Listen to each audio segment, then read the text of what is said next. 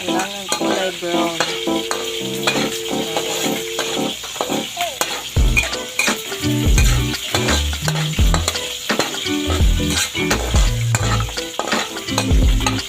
Meron din ako ditong pritong isda.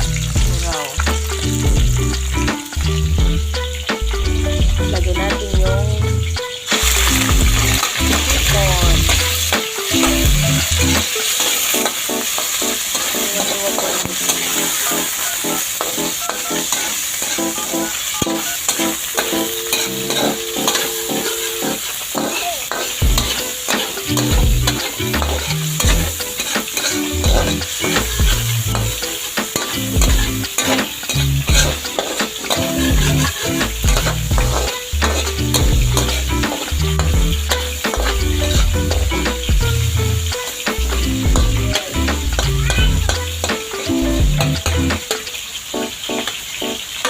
Lutuin muna ang hipon natin.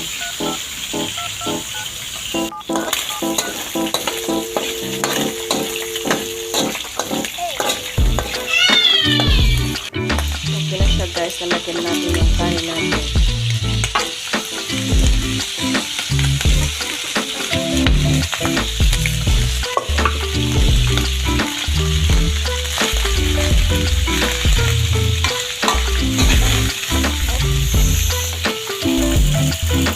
Halo-haloin ko na ito.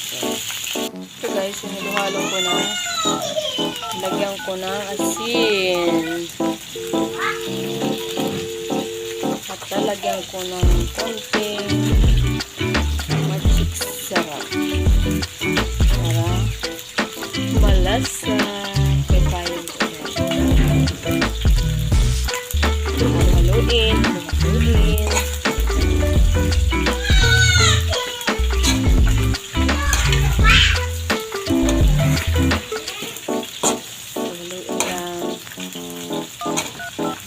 Magkulay brown yung kanin natin.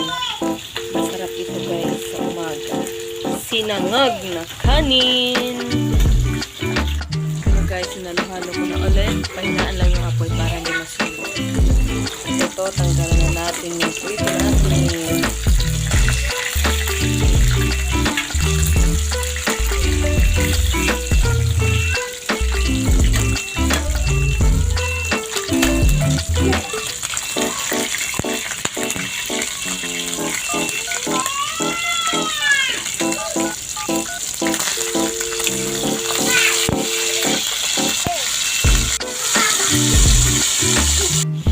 So guys, okay na siya. Pwede na siyang kainin.